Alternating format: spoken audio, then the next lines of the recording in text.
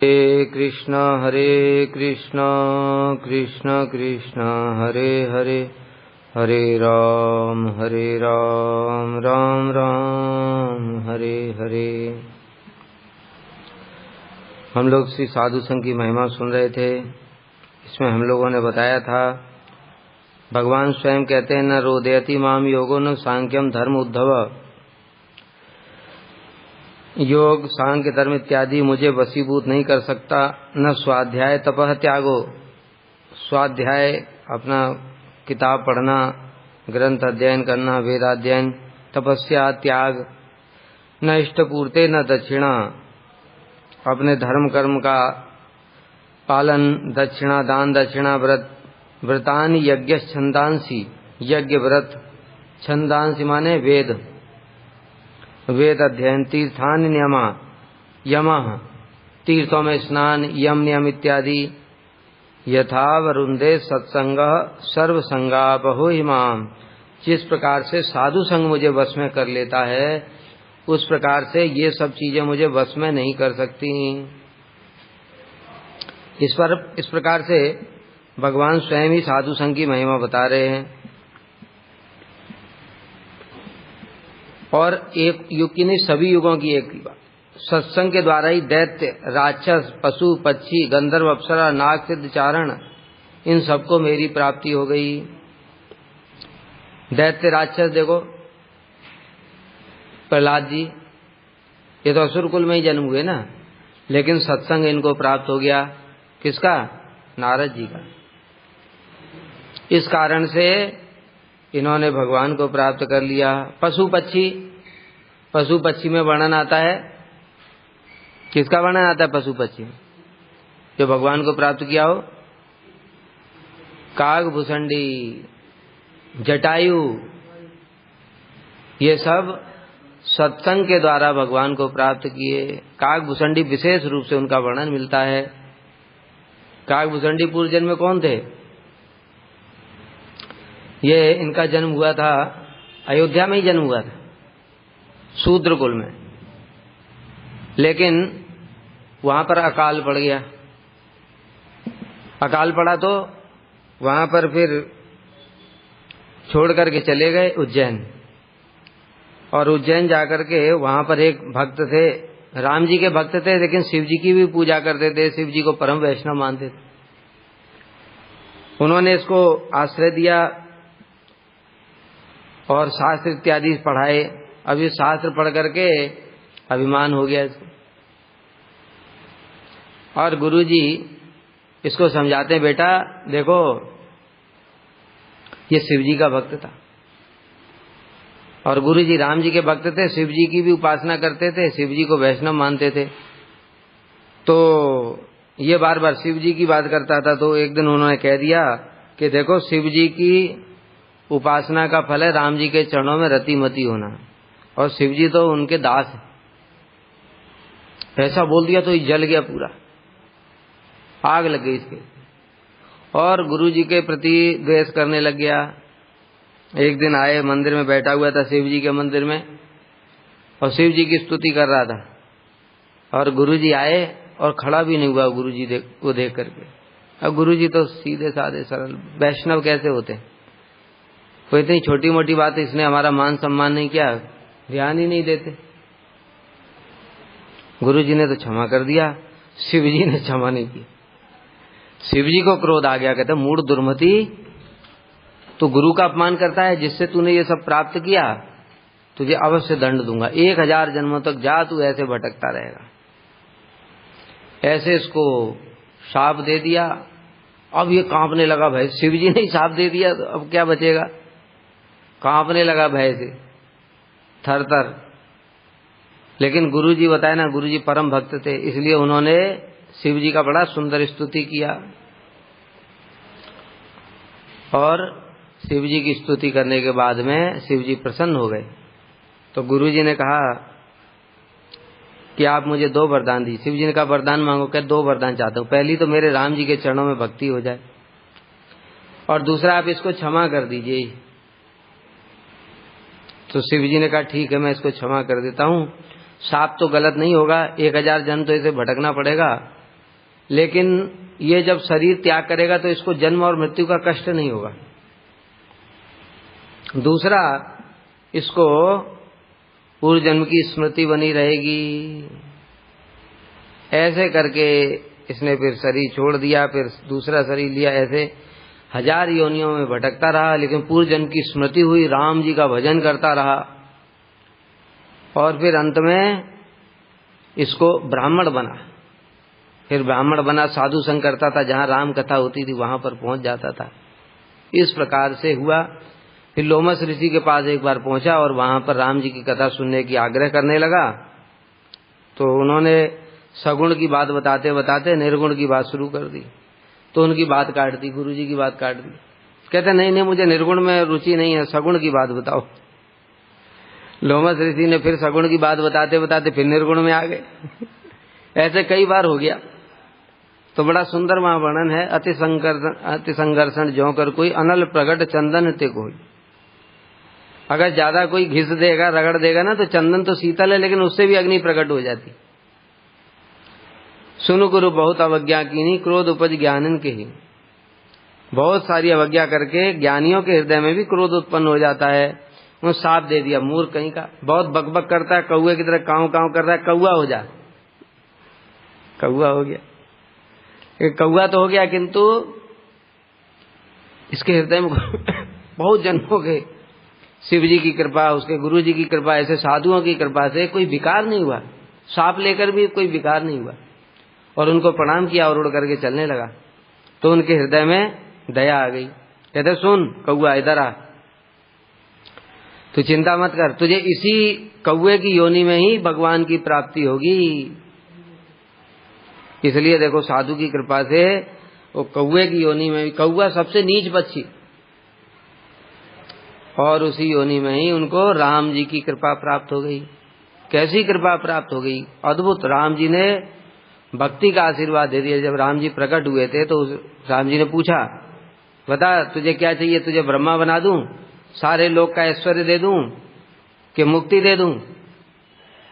तो कौआ बड़ा चल कहता है, प्रभु आपने सब कुछ बोला किंतु भक्ति नहीं बोली। क्यों? क्योंकि भगवान भक्त के वशीभूत हो जाते हैं, और भगवान शीघ्र ही वशीभूत नहीं होना चाहते किसी के, क्योंकि वो भगवान को वशीभूत करके अपना नौकरी करवाएगा। इसलिए भगवान योग्य व्यक्ति के ही वशीभूत होते हैं। तो ऐसे करके राम जी बड़े प्रसन्न हो गए इसकी चतुराई पे, और फिर इसको भक्ति का आशीर्वाद दे दिया, और कहा तुम जहां पर रहोगे 1 योजन तक वहां पर माया नहीं व्यापेगी। काकभूषणी की क्या अद्भुत महिमा साधुओं की, देखो जैसी भगवान की महिमा है ना, जहां भगवान रहते वहां पर माया नहीं व्यापती। काकभूषणी की भी वैसी में 1 योजन मतलब 12 किलोमीटर तक जहां काकभूषणी बैठते हैं वहां पर माया नहीं रहती। क्या अद्भुत महिमा साधु। स्वयं गरुड़ जी उनसे भगवान की कथा सुनने के लिए जाते हैं। शिव जी स्वयं उनसे कथा सुनते हैं। क्या? कब? जब शिव जी को सती को दाह संस्कार हो गया, यज्ञ कुंड में कूद गई दक्ष प्रजापति के सती, तो शिव जी को बड़ा क्रोध आया, वीरभद्र को भेजा, उसने उसका मुंड काट करके उसी वन में ही डाल दिया दक्ष प्रजापति का। और फिर शिव जी सती के वो शरीर को लेकर के चारों ओर भटक रहे थे। फिर भगवान ने वो सती के शरीर के टुकड़े कर दिए चक्र से, तो वो जहां जहां गिरे वो सब। उसके बाद में शिव जी पहुंचे थे काकभूषणी के आश्रम, और वहां पर बैठ करके राम कथा सुनी। तो इस प्रकार से स्वयं शिव जी जिनसे राम कथा सुनते हैं उनकी क्या महिमा होगी। फिर एक बार गरुड़ को मोह हुआ। देखो साधुओं की क्या महिमा है। शिव जी जो स्वयं वैष्णव शिरोमणि हैं वो भी उनसे कथा सुनते हैं। दूसरा एक बार गरुड़ जी कौन है? गरुड़ जी तो स्वयं भगवान के पार्षद हैं, विमान है भगवान के, उनको तो कोई मोह नहीं हो सकता। लेकिन भगवान साधुओं की महिमा दिखाने के लिए गरुड़ जी को निमित्त बना करके साधुओं की महिमा प्रकाशित कर रहे हैं। गरुड़ जी ने देखा कि वो मेघनाथ ने आकर के दोनों को नागपाश में बांध दिया, राम और लक्ष्मण को, और दोनों मूर्छित होकर के पड़े। और वैद्य ने आकर के कहा कि भैया देखो, कल सवेरे तक अगर ये नाग पास नहीं कटा तो ये दोनों मर जाएंगे। अरे भगवान कभी मरते हैं क्या, ये तो नरवत लीला कर रहे हैं। इसलिए हनुमान जी ने कहा क्या किया जाए, इसको कौन काट सकता है? कहते गरुड़ काट सकते हैं। तो गरुड़ के पास गए, गरुड़ जी से प्रार्थना करने लगे, प्रभु आप चलिए, प्रभु राम श्री लक्ष्मण दोनों नागपाश में बंधे हैं, आप ही उन नागों को काट सकते। तो गरुड़ जी आ गए, आ करके जब देखने लगे एकदम भगवान तो ऐसी लीला करते हैं कि बड़े बड़े मोहित हो जाते हैं। एकदम ऐसे लग रहा है जैसे एकदम प्राण ही नहीं है शरीर में। अभी बताओ क्या करेंगे, ऐसी लीला करते अद्भुत। जब सीता जी को ढूंढ रहे थे ना, तो सती आ गई थी वहां पर शिव जी के साथ में, और सती भी देख करके उनको मोहित हो गई। शिव जी तो मोहित नहीं हुए, उन्होंने तो प्रणाम किया, सती देख करके मोहित हो गई। अरे इस कामी पुरुष को आप प्रणाम कर रहे हैं, ये अपनी पत्नी के लिए इतना व्याकुल होकर के बिलक बिलक करके रो रहा है। भगवान ऐसी लीला करते, सती जैसे लोग मोहित हो जाते। शिव जी की शक्ति है। और उनको शिव जी बार बार समझा रहे हैं, अरे ये प्रभु हैं, भगवान है, मानती नहीं। शिव जी ने कहा अच्छा परीक्षा करके देख लो। सती ने कहा ठीक है, ये जिसके वियोग में रो रहा है वही बन जाती हूँ। सती ने सीता जी का रूप धारण कर लिया, और जहां पर राम जी कह रहे थे हा सीते ऐसे करके बिलक बिलक के रो रहे थे, वहीं पहुंच गई सीता जी का रूप बना करके कि अभी मुझे देखेगा तो सीता समझ करके खुश हो जाएगा। राम जी ने उनको देख लिया और मुंह घुमा करके दूसरी तरफ करने लगे, हा सीते जैसे देखा ही नहीं। सती ने सोचा लगता है देखा नहीं, फिर घूम करके फिर उधर दूसरी तरफ पहुंच गई जा राम जी, फिर हा सीते कर। तो राम जी हंसने लगे और कहते हैं ये देवी शिव जी को छोड़ करके अकेले यहाँ वन में क्या कर रही हो? तब सती समझ गई, अरे इन्होंने तो पहचान लिया, सच में भगवान ही है। अब क्या करें, बड़ी लज्जित हो गई। तब भगवान ने उनको ऐसी माया दिखाई कि सती का दिमाग चकरा गया। उन्होंने देखा राम जी के बगल में ही सीता जी खड़ी, फिर दूसरी तरफ दृष्टि डाली, वहां सीताराम, चारों तरफ सीताराम, पूरा जगत सीताराममय हो गया। ऐसा देखा, सती का दिमाग चकरा गया, प्रणाम किया, जल्दी से भागी वहां से। शिव जी के पास आकर के कहने लगे, शिव जी ने पूछा परीक्षा कर ली? कहते परीक्षा नहीं, मैं तो प्रणाम करने गई थी। शिव जी ने कहा मैं इतना समझा रहा था, तब तो इसको समझ नहीं आ रहा था, इतनी जल्दी कैसे समझ आ गया? गड़बड़ है कुछ। उन्होंने ध्यान लगाया, वीडियो में सारा देख लिया, सीसीटीवी सारा देख लिया। उन्होंने कहा इसने सीता जी का रूप बना लिया, वो तो उनको तो मैं मां रूप में मानता हूं, इसलिए उसी क्षण संकल्प कर लिया, आज से मैं इस सती के देह को त्याग करता हूं, इसको पत्नी रूप में त्याग करता हूं। अब पत्नी रूप में धारण नहीं करेंगे, क्योंकि इसने तो सीता जी का रूप बना लिया। कहने का मतलब क्या है, भगवान की माया कैसी प्रचंड है, किसको नहीं ठगा उन्होंने। सती जो होता शिव जी की शक्ति है, वो भी मोहित हो गई। गरुड़ जी पार्षद हैं, राम जी ऐसे बिलक, ऐसे बिल्कुल अचेत पड़े हुए हैं, पूरा शरीर नीला पड़ गया है, जैसे बिल्कुल मरने वाले हैं। गरुड़ जी देख रहे हैं, कहते हैं ये मेरे प्रभु हैं। अरे मेरे प्रभु का नाम लेने से भवबंधन कट जाता है, मैं इनका बंधन काटूंगा? उनका तो नाम में इतनी शक्ति है कि लोगों का भवबंधन कट जाता है, ये मेरे प्रभु कैसे हो सकते? बस मोह हो गया। हनुमान जी ने कहा गरुड़ जी देखो ज्यादा मत सोचो, जल्दी समय बीता जा रहा है, आप पहले काटो बाद में सोचना। अब काट तो दिया नागपाश, लेकिन दिमाग में मोह उत्पन्न हो गया, भगवान की माया मोह उत्पन्न हो गया कि मेरे प्रभु कैसे हो सकते हैं, ये मेरे प्रभु के तो नाम से भाव बंधन कट जाता है, ये सांप का बंधन नहीं काट पा रहे, इनके बंधन तो मैं काट रहा हूं। अहंकार भी थोड़ा आ गया। अब चले संशय में होकर के बीच में नारद जी मिल गए। नारद जी सब जानते हैं। नारद जी को गरुड़ जी ने मन की बात बताई कि देखो ऐसा मैं यहाँ पर अभी नागपाश काट के आ रहा हूँ, ये भगवान कैसे हो सकते हैं, इनके बंधन तो मैंने काटे, मेरे प्रभु के तो इतने नाम में ही इतनी शक्ति है कि वो सारे जगत का बंधन काट देते। नारद जी हंसने लगे, गरुड़ जी तुमको बीमारी लग गई है, और जो बुद्धिमान व्यक्ति होता है वो बीमारी का तुरंत इलाज करा लेता है, नहीं तो रोग बढ़ गया तो फिर बड़ा मुश्किल, इसलिए जल्दी इलाज कराओ इसका। कहते कहाँ कराऊं? कहते ब्रह्मा जी के पास जाओ, परम पिता है। ब्रह्मा जी के पास गए। ब्रह्मा जी को जब उन्होंने अपनी बात सुनाई तो ब्रह्मा जी हंसने लगे। कहते गरुड़ जी, अरे भगवान की माया ने मुझे कितनी बार नचाया है, मैं आपको क्या बताऊं। ये शिव जी है ना, इनको नहीं नचाते भगवान, हम उनके पास जाओ।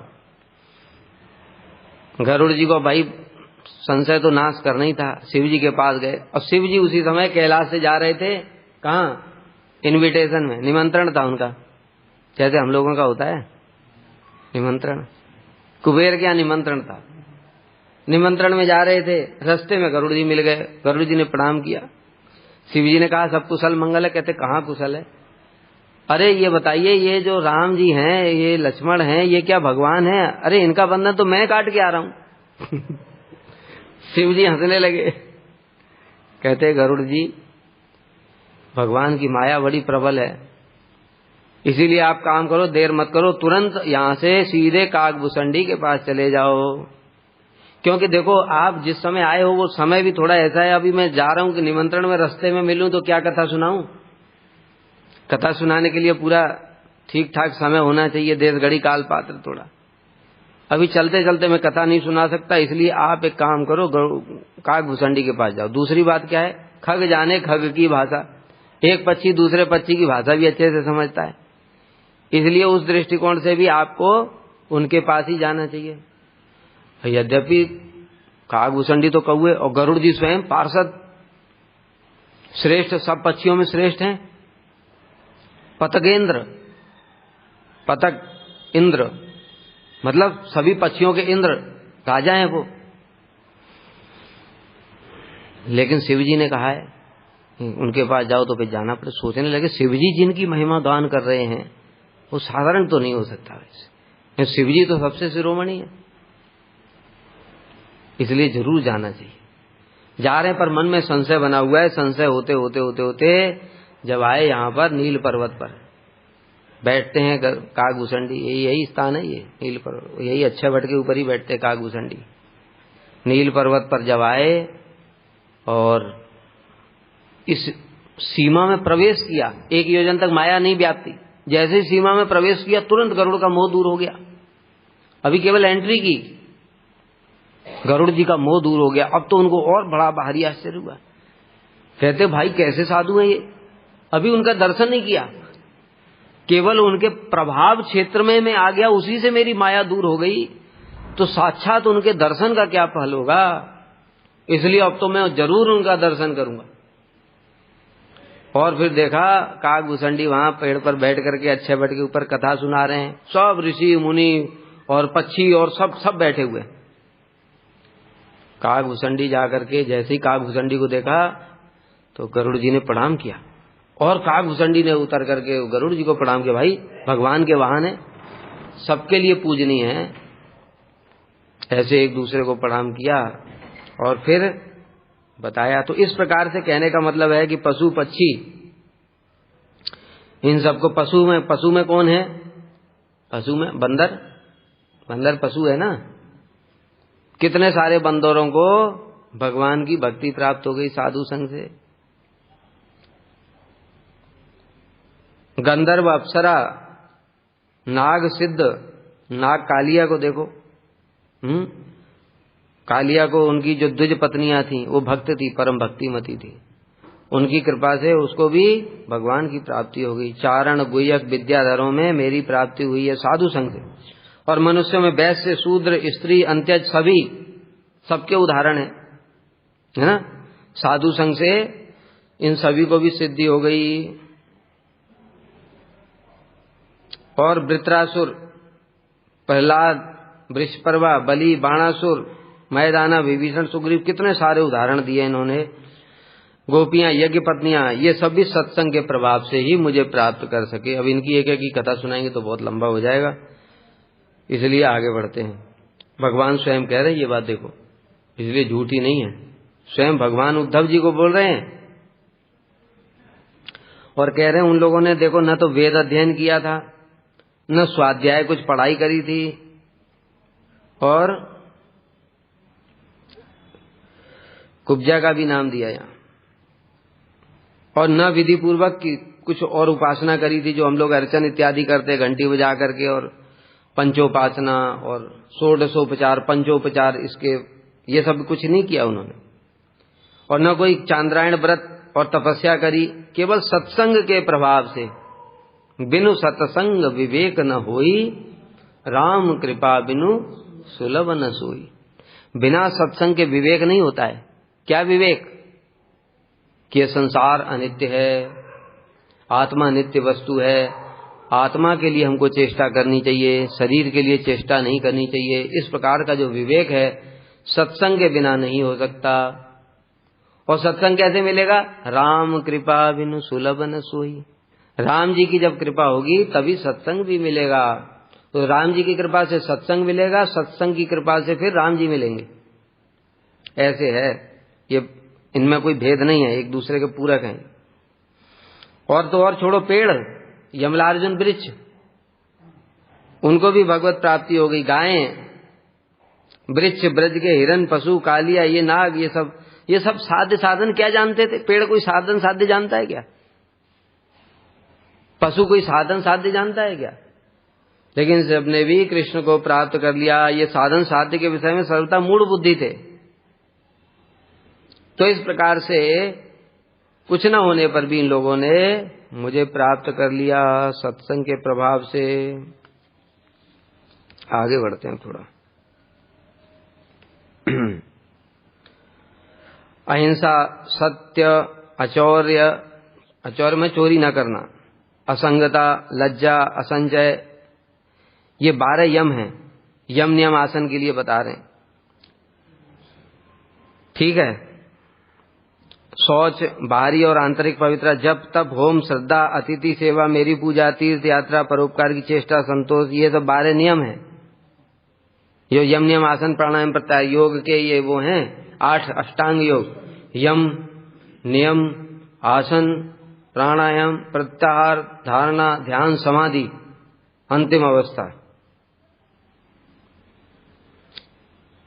तो इस प्रकार से आस्तिक्य, धर्म में विश्वास, शौच कहने से बाहर और भीतर दोनों पवित्रता, इस प्रकार से सर्व संग अपहा, समस्त प्रकार का गुणमय गुणातीत संग, मन के अभिनिवेश को अपहरण करके जो भक्ति में अनुरक्त करता है वह सत्संग, वो मुझे वशीभूत कर लेता है, भगवान ने बताया। अथवा भगवान कह रहे हैं यह सत्संग मेरे लिए सर्व संग अपहा है, अर्थात ये सत्संग को देख करके तो मैं बैकुंठ को भी छोड़ करके यहाँ पर आ जाता हूँ। सत्संग सर्व संग अपहो माम, मतलब जहाँ साधु संग होता है, जैसा पहले हम लोगों ने बताया, मद भक्ता यत्र गायन्ते तत्र तिष्ठामि नारद। हे नारद, जहाँ पर मेरे भक्त लोग गान करते हैं मैं वहां पर आता हूँ। नाम बसा भी वैकुंठ है, बैकुंठ छोड़ देता हूँ। जहाँ मेरे भक्त लोग मेरी कथा करते हैं, कीर्तन करते हैं, वहां पर मैं आकर के बैठ जाता हूँ। इसलिए यहाँ पर बता रहे हैं कि जो सत्संग है मुझे अपने बैकुंठ से भी अधिक प्रिय है, आकर्षक है। बैकुंठ इत्यादि की लीलाएं, जो ऐश्वर्य वाली लीलाएं, उनसे ज्यादा मुझे साधु संग प्रिय है। तो सोचो, जब भगवान को साधु संग इतना प्रिय है कि उसके लिए बैकुंठ छोड़ देते हैं, तो उसकी और महिमा क्या बताई जाए? इससे ज्यादा क्या महिमा और बता सकते हैं, बताओ। स्वयं भगवान ही वहां छोड़ करके आकर के बैठ जाते हैं, जहां भगवान स्वयं ही बैठे हुए हैं, हमको दिखते नहीं है किंतु, लेकिन भगवान तो आते हैं नाम संकीर्तन के लिए। जैसे नित्यानंद प्रभु ने जब नित्य कीर्तन स्टार्ट किया, दही चिड़वा महोत्सव के बाद में फिर नित्य कीर्तन प्रारंभ हुआ, तो वहां पर महाप्रभु प्रकट हुए, लेकिन किसी को दिखे नहीं भक्तों। जब ये नरोत्तम दास ठाकुर ने उत्सव किया था, खेतुरी महोत्सव, अरे पानी आटी तो रघुनाथ दास गोस्वामी, नरोत्तम ठाकुर खेतुरी महोत्सव किया था, उसमें श्री श्रीनिवास आचार्य, जानवर ठाकुरानी, नित्यानंद प्रभु की शक्ति, और सब बड़े बड़े जो वैष्णव थे उस समय के, सब वहां पर उपस्थित हुए थे। उस समय श्यामानंद प्रभु, नरोत्तम ठाकुर, श्रीनिवास आचार्य तीनों थे, और उस समय स्वयं महाप्रभु परिकरों के साथ में प्रकट हो गए। ऐसी सत्संग की महिमा है, और इससे बड़ा और महिमा भले क्या हो सकती है, बताओ। इसलिए कह रहे हैं कि इस संग के प्रभाव से मनुष्य कृतार्थ हो जाएंगे, ये कौन सी बड़ी बात है जहां स्वयं भगवान ही प्रकट हो गए। उन महत् पुरुषों के महात्म का श्रवण करना ही परम फल स्वरूप है। क्या बता रहे हैं? इसलिए ऐसे साधुओं की महिमा को श्रवण करना ही सारे शास्त्रों का फल है। कैसे साधुओं की? देखो विदुर जी कह रहे हैं। अब विदुर जी क्या कह रहे हैं सुनो। श्रुतस्य पुंसाम शुचिरश्रमस्य नन्वंजसा सूरिभिः रीडितो अर्थः तत्तत् गुणानुश्रवणम मुकुंद पादारविंदम हृदयेषु येषाम्। श्रुतस्य महात्म्यम श्रवणम एव, उनका महात्म्य श्रवण करना ही कानों के द्वारा परम फलमिति, यही परम फल है। किनके महात्म्य का श्रवण करना? कह रहे हैं मुकुंद पादारविंदम हृदयेषु येषाम्, जिनके हृदय में मुकुंद भगवान के चरण कमल विराजमान हैं, ऐसे महापुरुषों का महिमा श्रवण करना, यही इस शरीर का फल है। बस सीधे सीधे बता दिए, सार रूप में ये है ना। पहले ही हमने बताया था अचड़ो फलम ही तादृश दर्शनम। इन आंखों का फल क्या है? भगवान के भक्तों का दर्शन करना, ठाकुर जी का दर्शन करना इन आंखों का फल नहीं है। अरे जो ठाकुर जी का दर्शन जितना तुमने किया ना, उसके फल से तुमको भक्तों का दर्शन होगा। क्योंकि देखो ठाकुर जी का दर्शन तुम कर रहे हो, अब करने के बाद में कुछ तुम ठाकुर जी तुमको बोलेंगे नहीं, कुछ हिलते डुलते भी दिखेंगे नहीं। बुद्धि हमारी जड़ है, तो कभी कभी लगता है पत्थर है, क्या है, दर्शन हो भी रहा है नहीं हो रहा है, क्या है पता ही नहीं चलता है।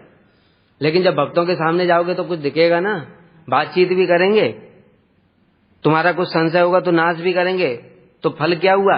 भगवान के दर्शन का, विग्रह का दर्शन का फल है भक्तों का दर्शन। क्योंकि भक्तों की महिमा अधिक है।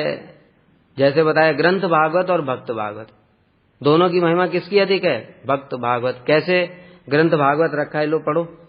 कुछ समझ में नहीं आएगा उत्तर कौन बताएगा? ये भागवत जी प्रकट होंगे क्या तुम्हारे सामने? साक्षात रूप में बताएंगे, हाँ ये मेरा ये मतलब है, बताने आएंगे? भागवत जी घर में रखे हुए हैं, प्रचार करने कौन जाएगा? भागवत जी स्वयं रूप धारण करके प्रचार करने जाएंगे? बोलो, जाएंगे? नहीं जाएंगे। इसलिए भक्त भागवत की महिमा अधिक है। भक्त भागवत, ये ग्रंथ भागवत की महिमा को जगत में प्रकाशित करते हैं। ग्रंथ भागवत कहीं नहीं जाते, वो तो एक जगह रखे रहते। कुछ संशय हुआ तो भक्त भागवत उसका उत्तर देंगे। फिर हमारे मन में काम क्रोध मोह लोभ जागृत हो गया तो ग्रंथ भागवत बोलेंगे कि अरे तू क्या कर रहा है मूर्ख कहीं का। कौन बोलेगा? भक्त भागवत बोलेगा। गुरु जी एक बार बोले किसी को, गिरिराज जी चला गया वो भजन करने के लिए, कोई ब्रह्मचारी। तो कुछ दिनों के बाद आया, गुरु जी ने पूछा, गिरिराज जी तुमसे पूछते हैं मंगल आरती में आए कि नहीं आए? तुमसे पूछा कभी गिरिराज जी ने? कौन पूछेगा? वैष्णव लोग पूछेंगे, भाई मंगल आरती में क्यों नहीं आया? ठाकुर जी जग गए, तू क्यों सो रहा है? ये कौन बोलेगा? भक्त बोलेंगे। इसलिए भक्तों की महिमा ज्यादा है। इसलिए स्वयं विदुर जी कह रहे हैं, अब और क्या बताएं, जिनके वश में भगवान पूर्ण रूप से हैं, कि जो जिनके हृदय में भगवान मुकुंद के चरण कमल विराजमान है, उन भक्तजनों के गुणों को पुनः पुनः श्रवण करना, पुनः पुनः। इसलिए भगवान की महिमा से भी भक्तों की महिमा ज्यादा कीर्तन की गई है शास्त्र में। श्री माधवेंद्र पुरी पाद, अरे उनका नाम सुनने मात्र से ही जीव पवित्र हो जाता है। उनकी महिमा तो बहुत दूर की बात है, ऐसा परम पवित्र उनका चरित्र है। श्री रूप गोस्वामी, श्री सनातन गोस्वामी, श्री रघुनाथ दास गोस्वामी, स्वयं मना शिक्षा में रघुनाथ दास गोस्वामी उपदेश देते हैं, प्रतिष्ठासा धृष्टा स्वपचरमणि में हृदय नटेत कथम साधु प्रेमा स्पृशति सुचरे तन्ननु मनः सदा तुम सेवस्व प्रभुदैत सामंतम अतुलम यथा ताम निष्कास त्वरित में तम वेशयति स। देखो साधुओं की महिमा देखो, अभी जो हमने बताया वही देखो। हमारे हृदय में प्रतिष्ठा रूपी चांडालिनी बैठी है, पर हमको पता ही नहीं है। जैसे किसी के अंदर में भूत आ जाता है, उसको थोड़ी पता होता है मेरे अंदर भूत आ गया है। वो तो आकर के अपना भोग करता रहता है आराम से। तो जब तक ये चांडालिनी भीतर में बैठी है प्रतिष्ठा रूपी, तब तक हमारे हृदय में साधुओं के प्रति प्रेम कहाँ से उत्पन्न होगा? क्योंकि साधुओं को थोड़ा सम्मान मिलेगा तो हमारा हृदय जलने लगेगा, अरे मुझे सम्मान नहीं किया, मुझे माला नहीं दिया, उसको 500 प्रणामी, मुझे 100, मैं क्या किसी से कम हूं? ऐसे करके जलता रहेगा। कथम साधु प्रेमा, इसलिए साधुओं के प्रति प्रेम उत्पन्न नहीं होगा। तो बताओ ग्रंथ भागवत फिर बोलेंगे अरे तेरे अंदर प्रतिष्ठा की कामना है? कि ठाकुर जी बोलेंगे तेरे अंदर प्रतिष्ठा? कोई बोलेगा? कौन बोलेगा? साधु देख लेंगे, अरे इसके अंदर तो चांडालिनी है। जैसे मंत्रविद जो होता है ना, मंत्रविद जिसका मंत्र सिद्ध होता है, वो देखते ही पहचान लेता है इसके अंदर भूत है। और फिर वो क्या करता है? मंत्र मारता है। जैसे ही मंत्र मारता है वो चांडालिनी निकल करके बाहर भागती है। इसलिए उपदेश दे रहे हैं, सदा तुम सेवस्य प्रभु दैत सामंतम अतुलम। तुम एक काम करो, सब समय प्रभु के जो सामंत हैं उन सामंतों को सेवा करो। अतुलित सामंत, महाशक्तिशाली, उनकी सेवा करने से क्या होगा? यथा ताम निष्कास्य, उस चांडालिनी को जबरदस्ती निकाल करके हृदय से पकड़ करके खींच के भगा देंगे मंत्र से, और तम वेशयति सा, भगवान को बिठा देंगे। समझ गए? इसलिए भगवान के भक्तों का कीर्तन करना ही, पुनः पुनः श्रवण करना, यही मनुष्य के बहुत दिनों तक किए हुए शास्त्र अध्ययन के परिश्रम का फल है। वो सारा जिंदगी पढ़ता ही रहा, अगर भगवान की कृपा होगी तो फिर उसका फल है वो भक्तों की महिमा को पढ़ेगा, श्रवण करेगा। इसका अर्थ है कि कहो चिरकाल के श्रम से शास्त्र अध्ययन, श्रवण या उससे उत्पन्न ज्ञान का फल पंडित जी ने किस रूप में निश्चित किया? कह रहे हैं जिनके हृदय में मुकुंद के चरण कमल विराजमान। इसलिए सबके श्रवण करने के लिए नहीं कह रहे हैं। कैसे? रूप गोस्वामी, 6 गोस्वामी हमारे गुरु परंपरा, श्रील प्रभुपाद, गुरुदेव से प्रारंभ करके परम गुरुदेव श्रील प्रभुपाद, ठाकुर भक्ति विनोद, गौर किशोरदास बाबा जी महाराज, जिनके हृदय में भगवान के चरण कमल विराजमान, ऐसे मुक्त महापुरुषों का चरित्र श्रवण करना, यही सारे साधनों का संपूर्ण फल है। जो हम कथा सुन रहे हैं, जो हम सेवा कर रहे हैं, जो हरि नाम कर रहे हैं, ऐसे भक्तों के चरणों में अगर रतिमति हो गई, उनका श्रवण करते करते भक्तों के चरणों में रतिमति हो गई, तो भगवान अपने आप वशीभूत हो जाएंगे। बताया नहीं? भक्तों का संग भगवान के संग से ज्यादा महत्वपूर्ण है। कह दो ये किताब की बात नहीं है। अरे उद्धव जी तो भगवान के सबसे प्रिय भक्त है, वो खुद आचरण करके दिखाया, बोला नहीं उन्होंने, आचरण करके दिखाया। सब समय कृष्ण के साथ में रहते हैं द्वारका में, और द्वारका छोड़ करके गए ब्रज में, और जब ब्रज में गए और उन्होंने देखा गोपियों की महिमा, तो कृष्ण का संग ही छोड़ दिया, वापस लौट कर ही नहीं गए, और ब्रज में ही कभी सखाओं के साथ में, कभी गोपियों के साथ में, कभी नंद यशोदा के साथ में, कभी गाय बछड़ों के साथ में घूमते रहते हैं। कृष्ण का संग छोड़ करके भक्तों के साथ में घूम रहे। अगर भगवान की जो भक्ति है उसका फल ये साधु संग नहीं होता तो क्यों ऐसा करते बताओ? इसलिए चतुर्थ स्कंद में ध्रुव जी कहते हैं, क्या कह रहे हैं ध्रुव जी? या निवृत्तिस्तनुवृताम तव पाद पद्म ध्यानात् भवज्जन कथा श्रवणेन वा स्यात् सा ब्रह्मणि स्वमहिमन्यपि नात्मा भूत किवांत काशी लुलितात पतताम विमानात्। कह रहे हैं या निवृत्ति, हे नाथ, आपके चरण कमलों के ध्यान और आपके भक्तों के पावन चरित्र को सुनने से प्राणियों को जो आनंद होता है, वैसा आनंद निजानंद रूप आत्म साक्षात्कार या ब्रह्मानंद में भी प्राप्त नहीं होता। जो भगवान के कथा और भगवान के भक्तों की महिमा ये सुनने से जो हृदय में आनंद होता है, अभी हमको नहीं हो रहा है। क्यों नहीं हो रहा है?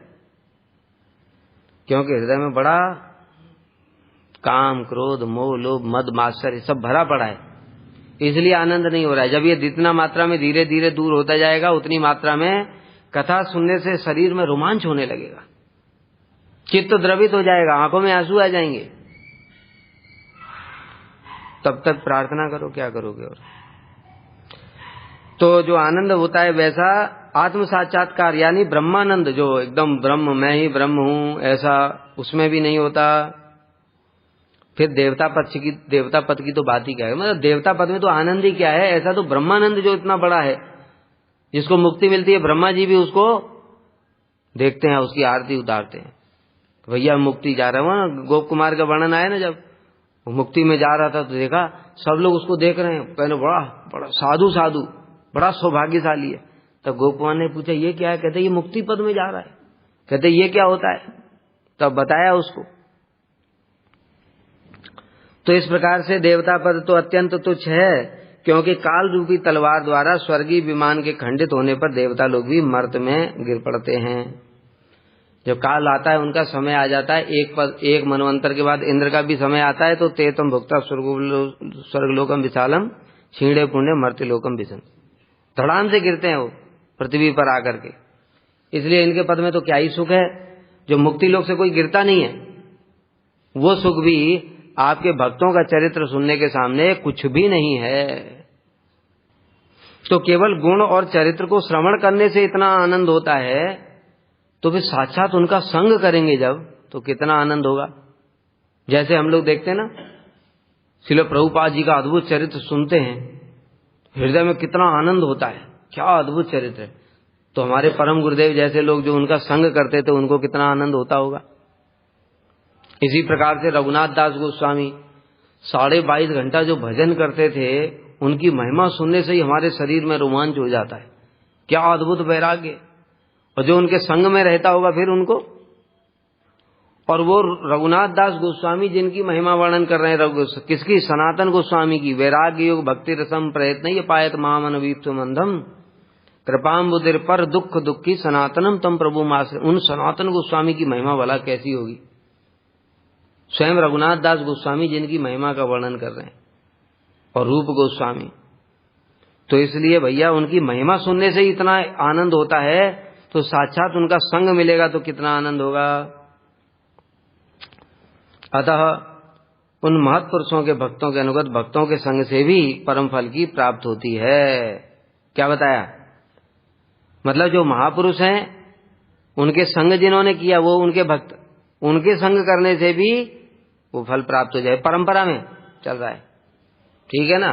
जैसे कृष्ण ही थे चतुर्मुख, चतुर्मुख से फिर नारद जी आए, नारद जी से व्यास, व्यास से मध्व, ऐसे परंपरा में माधवेंद्रपुरी, ईश्वरपुरी सब महाप्रभु। फिर और नीचे आते गए ठाकुर भक्ति विनोद, प्रभुपाद, गौर किशोरदास बाबा जी, प्रभुपाद, परम गुरुदेव, गुरुदेव। ये परंपरा में उनका संग करने से भी सिद्धि की प्राप्ति हो जाती है। ऐसा परंपरा, पूरा परंपरा बता रहे हैं। श्री ध्रुव महाराज कह रहे हैं, ध्रुव महाराज क्या कह रहे हैं? तेना स्मरन्ते अतितराम प्रियमीश मर्त्यम ये चान्वदः सुत सुहृद गृह वित्तदारः ये त्वब्जनाभ भवदीय पदारविंद सौगंध लुब्ध हृदय सुकृत प्रसंगा। अर्थात हे कमललाभ, जिनका चित्त आपके चरण कमलों की सेवा रूपी सुगंध में अत्यंत लुब्ध है, मतलब जो सब समय कृष्ण के चरण कमलों की सेवा करने के लिए एकदम वो रहते हैं, उत्कंठित रहते, कैसे मुझे सेवा मिलेगी। ललिताष्टक पढ़ा है कभी? ललिताष्टक, उसमें पहला श्लोक क्या है? राधा मुकुंद पद संभव घर्म बिंदु निर्मंचनोपकरणीकृत देह लक्षाम उत्तुंग सौहृद। समझ गए? राधा मुकुंद पद संभव घर्म बिंदु, राधा मुकुंद के, राधा कृष्ण के चरण कमलों की सेवा करने के लिए मेरी लाखों लाखों शरीर हो जाए, इस प्रकार से उनकी इतनी तीव्र भावना होती है राधा कृष्ण के चरणों की सेवा करने की। ऐसे लुब्ध चित्त कृष्ण के चरण कमलों की सेवा कैसे प्राप्त होगी, राधा जी के चरणों की सेवा कैसे प्राप्त होगी? इस प्रकार से जैसे हमारे गुरु जी एकदम सब समय लुब्ध रहते थे। उन महानुभावों का जो व्यक्ति प्रकृष्ट संग करते हैं, ऐसे जिनकी अंदर में कृष्ण की सेवा करने की तीव्र वासना है, ऐसे भक्तों का कोई संग करता है, वे अपनी अत्यंत प्रिय देह और देह से संबंध घर, पुत्र, स्त्री, मित्र, धन आदि की सुध भी नहीं रखते, अर्थात सब कुछ भूल जाते, क्योंकि कृष्ण भक्ति का स्वभाव ही ऐसा है। कृष्ण के चरणों में रति लगने पर और फिर संसार की किसी वस्तु में मन नहीं लगेगा, है ना। इसलिए रूप गोस्वामी एक श्लोक लिखा है बड़ा सुंदर कि देखो भैया, अगर तुम पुत्र परिवार स्वजन बंधु संगे यदि तब रंग परिहास, अगर तुम बंधु बांधव इन सब जनों के साथ प्रीति रखना चाहते हो तो कभी तुम वृंदावन मत जाना। अगर वृंदावन चले गए गलती से बाई चांस तो केसी घाट में मत जाना। अगर केसी घाट में चले गए तो वहां पर गोविंद देव का मंदिर है, वहां मत जाना। और अगर गोविंद देव के मंदिर में चले गए तो गोविंद देव के जो नेत्र हैं उनकी तरफ मत देखना, क्योंकि अगर एक बार देख लिया तो फिर तुम अपना पुत्र परिवार घर स्त्री पुत्र सब भूल जाओगे। मतलब क्या कहना चाहते हैं? इस प्रकार से कहना चाहते हैं कि तुम वृंदावन जरूर जाना और वृंदावन जाकर के केसी घाट में जाना, केसी घाट में जाकर के गोविंद देव के दर्शन करना, क्योंकि उनके दर्शन करने के बाद और कुछ दर्शन की अभिलाषा नहीं रहेगी। इस प्रकार से भगवान के भक्तों की ऐसी महिमा है। दूसरी ओर योग इत्यादि में निष्ठा रखने वाले योगियों की देह आदि के प्रति अभिमान की भी निवृत्ति नहीं होती। जो योगी है, जो योगी लोग करते हैं, पृथ्वी से ऊपर उठ गए थे, तुमने देखा अरे ये बाबा तो 10 फुट ऊपर बैठ करके समाधि लगा करके बैठा है, और ये साधु लोग क्या हरे कृष्णा कुछ नहीं है इनके अंदर, शक्ति नहीं, कुछ बेकार है सब। तो कह रहे हैं भैया ये तो तुमको देखने में लग रहा है, वो जो योगी ऊपर बैठा है ना उसके अंदर शरीर का अभिमान गया क्या? वो क्या बोलेगा? देखो मुझे देखो, मैं कितना ऊपर हूं पृथ्वी से, मैंने ऐसी सिद्धि ये प्राप्त किया वो प्राप्त किया, बोलेगा कि नहीं? तो मैं कौन? ये हवा में उड़ गया, कौन रहा है? आत्मा उड़ रही है, हवा में तो शरीर उड़ रहा है, शरीर का अभिमान ही नहीं गया उसका। छोटा हो गया बड़ा हो गया, ये छोटा बड़ा कौन होता है? आत्मा होता है क्या? आत्मा तो जैसा है वैसे ही रहता है।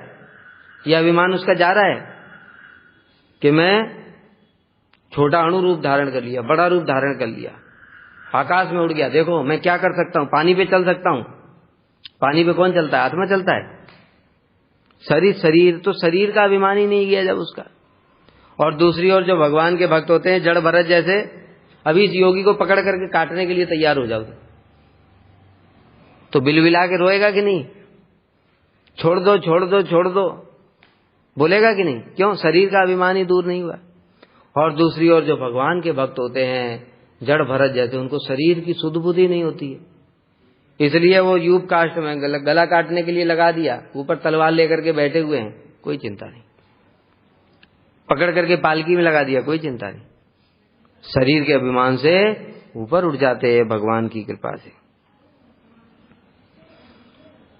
इस विषय में 11वें स्कंद में भगवान हंस ने कहा है,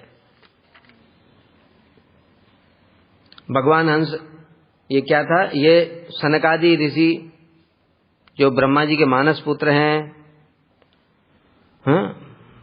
सबसे पहले सृष्टि में हुए ये सनकादि ऋषि, ये लोगों ने एक बार धर्म के विषय में जिज्ञासा की कि पिताजी से, अपने ब्रह्मा जी से पूछा, पिताजी ये बताइए कि जो जीव का चित्त है वो विषयों में सब समय घुसा रहता है। विषय मतलब 5 प्रकार के, रूप रस गंध शब्द स्पर्श। रूप मतलब सुंदर सुंदर अच्छी अच्छी चीजें देखना, रस अच्छी अच्छी चीजें खाना, गंध सूंघना, स्पर्श अच्छा अच्छा स्पर्श करना, और शब्द बढ़िया बढ़िया बातें सुनना, गाने सुनना, म्यूजिक सुनना, ये सब इस प्रकार के अनंत विषय हैं। तो सब समय जो चित्त है उसी में डूबा रहता है। तो ऐसी स्थिति में इस पुरुष संसार सागर से पार होकर के मुक्ति पद प्राप्त करना चाहता है, वो क्या करे? देखो समझो बात को। जब ये क्वेश्चन पूछा तो यद्यपि ब्रह्मा जी सबसे शिरोमणि हैं, पृथ्वी के प्रथम पुरुष हैं सृष्टि के, लेकिन उनका दिमाग भी काम करना बंद कर दिया। बड़ा सुंदर बात होता है यद्यपि वो स्वयंभू हैं, प्राणियों के जन्मदाता हैं, फिर भी सनकादि के इस प्रकार से पूछने पर वे प्रश्न का उत्तर नहीं दे पाए। क्यों? क्योंकि उनकी बुद्धि कर्म प्रवीण थी, खुद तो कर्म में लगे हुए हैं। अभी क्या बताया था? मतिर न कृष्णे परता स्वतो वा मितो अविपद्येत। जो कर्म में लगे हुए हैं वो चाहे भगवान का कितना भी भजन कर लें, उनकी चित्त कभी भगवान में नहीं लग सकता। वैसे दूसरों के उपदेश से भी नहीं लगेगा, अपने आप भी नहीं लगेगा। तो इसी प्रकार से ब्रह्मा जी खुद तो कर्म में लगे हुए थे, तो कर्म से निवृत्ति का उपदेश कैसे देते, उनको कुछ समझ नहीं आया। जब समझ नहीं आया तो उन्होंने फिर भक्ति भाव से, जब उनको समस्या संकट होता है तो सीधे फिर भगवान को स्मरण करते हैं और भगवान को स्मरण करने लगे। तब भगवान वहीं पर प्रकट हो गए हंस रूप में, और हंस रूप में प्रकट होकर के भगवान ने फिर ये उपदेश प्रदान किया। क्या बताया? श्री हंसेन देहंच नश्वरम अवस्थितम उत्थितम वा सिद्धो न पश्यति यतो अध्यगमत स्वरूपम दैवादपेतमथ दैववशादुपेतम वासौ यथा परेतम मदिरा मदांधः। अब बढ़िया बात बता रहे हैं, देखो क्या कह रहे हैं। जिस प्रकार मदिरा के मद में अंधा व्यक्ति यह नहीं देख पाता कि उसके द्वारा पहना हुआ वस्त्र गिर गया है या शरीर पर है। तो शराबी होता है ना, एकदम जो टुन्न हो जाता है पी करके, 1 बोतल पिया, 2 बोतल पिया, 4-5 बोतल, उसके बाद उसको शरीर की सुध बुध नहीं रहती है कि नाली में पड़े रहते। अरे भाई, कोई नाली में गिरना चाहता है क्या? वही व्यक्ति जब नशा उतरेगा और देखेगा नाली में पड़ा हुआ हूं तो उसको कितना खराब लगेगा। और तो कुत्ते भी उसको चाट रहे हैं ऐसा, लेकिन उसको कोई होश ही नहीं है। तो अच्छा, कुत्ता चाटे, चाहे नाली में गिर जाए, चाहे कुछ भी हो जाए, तो उसके ऊपर शरीर पे कपड़ा है भी है कि नहीं है उसको वो भी पता नहीं रहता। उसी प्रकार बड़ा सुंदर बात बताया, उसी प्रकार सिद्ध पुरुष भी अपने स्वरूप का ज्ञान प्राप्त करने लेने पर, जब जैसे भरत जी हैं, जड़ भरत, उनको अपने स्वरूप की उपलब्धि हो चुकी है, इसीलिए तो वो शरीर से संबंधित, शरीर को लगा दिया पालकी में लग गए। शरीर को पकड़ के ले गए डाकू लोग काटने के लिए, तो कोई चिंता ही नहीं, उनको ये सब दिखता ही नहीं है। अरे अगर दिखेगा तो देहाभिमान रहेगा तो डरेंगे नहीं क्या भाई? कौन नहीं डरता है काटने के लिए, तुम्हें ले जाएगा तो। हम लोग हैं, अभी हमको कोई ले जाएगा काटने के लिए, छोड़ो है तो ब्लेड ही थोड़ा मार दे तो भी। लेकिन जब वो स्वरूप सिद्धि हो जाती है तो ये, जैसे कपड़े का एक उदाहरण कैसा दी, जैसे शराबी को, उदाहरण तो ऐसे गलत है, मतलब सांसारिक उदाहरण वो भी शराबी का, लेकिन बता रहे हैं कि और हम जड़ उदाहरण समझ सकते हैं और कोई उदाहरण तो समझ नहीं सकते। इसलिए जैसे शराबी व्यक्ति को शरीर की सुध बुद्धि नहीं है, कपड़ा ऊपर है कि नहीं है, उसी प्रकार से वो फिर अपने स्वरूप में इतना आविष्ट हो जाते हैं कि उनको ये ऊपर कपड़ा, ये जो कपड़ा है आत्मा के ऊपर, स्थूल और सूक्ष्म 2 कपड़ा, ये ऊपर है कि नहीं है उनको पता ही नहीं चलता है। इसलिए सारी आसक्तियां उनकी ऑटोमेटिक खत्म हो जाती हैं। वह यह नहीं दर्शन करता कि उसका नश्वर शरीर, वो ये भी नहीं देखता कि वो आसन पे बैठा है कि आकाश में बैठा है कि कहां पर है। वो खड़ा हो गया है, चल रहा है, कहीं से आया है, कहीं गया है, क्योंकि वो आत्मा को ही देखता है केवल। अब आत्मा तो बिल्कुल ऐसा, वो तो निर्विकार है, उसमें कोई विकार ही नहीं होता है, न वो उठता है, न बैठता है, न सोता है, न चलता है, न कुछ नहीं करता है, और वो सब समय आत्मा को ही देख रहा है, तो उसको शरीर का पता ही कहां है।